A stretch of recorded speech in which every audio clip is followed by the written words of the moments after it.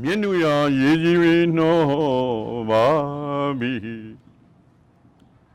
မျက်နှာရာရေကြီးရင်းနှောပါပြီ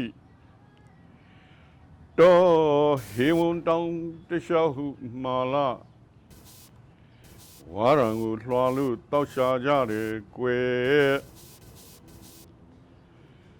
နွားဟာနွားဟာနွားငေါ့ပါတဲ့ကိုတောင်သူရဲ့နွားငေါ့ပါတဲ့ကိုတောင်သူရဲ့နွားဟာနွားငေါ့ပါတဲ့ကိုတောင်သူရဲ့ပရိန်ကိုဆိုရပန်းရဲ့နဲ့ပရိန်ကိုဆိုတဲ့ပန်းရဲ့နဲ့ညနေကျန်းဝဲလူဟန်ပြကြတယ်ညနေကျန်းဝဲလူဟန်ပြကြတယ်ကွယ်တငယ်ချင်းတို့ရေမင်းတို့ငါတို့သွားနေကြဟောရီယာရေခလန်းဗျာကျွန်တော်နာမည်ကြီးစိမ့်မြင့်ပေါ့ရွှေကြီးတို့စိမ့်မြင့်ပေါ့ဒါကျွန်တော်နာမည်ပဲ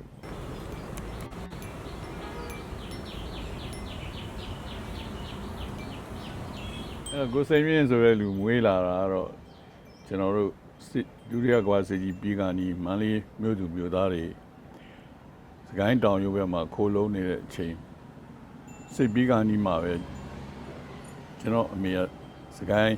တွန်းကွာကြောင်ရဲ့ဒီကြောက်ကူကြီးထဲမှာမွေးခဲ့ရပါတယ်စကိုင်းတောင်ရုပ်ကကျွန်တော်ရဲ့ဇာတိပေါ့မွေးပြီးတာနဲ့တပြိုင်တည်းမန္တလေးကိုရွှေ့လာတဲ့ပဝတိယမန္တလေးပဲဖြစ်ပါတယ်ကျွန်တော်ဘယ်လိုပကြီးစရာဖြစ်တယ်လဲဘယ်တော့မှဖြစ်တယ်လဲလို့မေးရင်တခါတည်းကျွန်တော်စဉ်းစားမိပါတယ်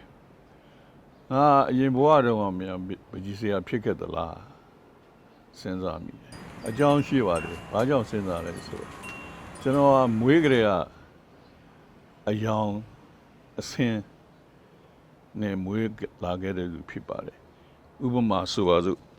ကျွန်တော်လက်မောင်းမှာမွေးရပါအမှတ်ကအယောင်ပါပါတယ်နော်ဒီအယောင်ဟာတမန်မြင့်တော့အနီညိုဖြစ်ပေသည်ရေချိုးတာများရင်တော့လည်းစစ်ပြေးကျွန်တော်တို့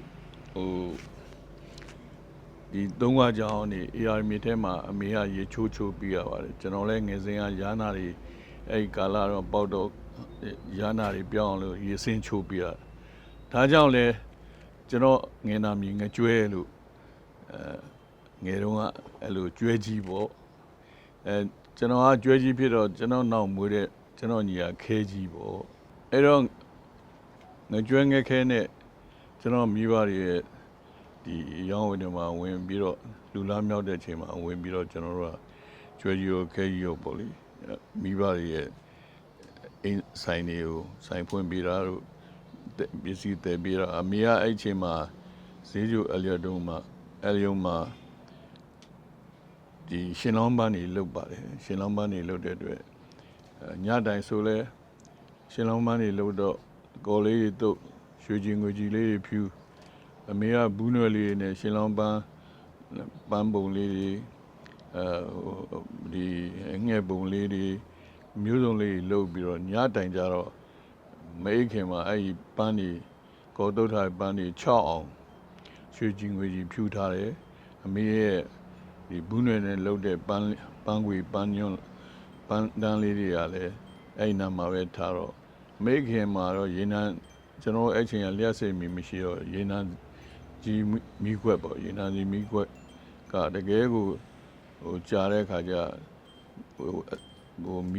မီဒီအတီလေးတွေလိုဖြစ်ပြီးတော့ရေနံကြီးကမဲနဲ့နေတာအဲ့တော့အိပ်ပြီးဆိုတော့ရေနံ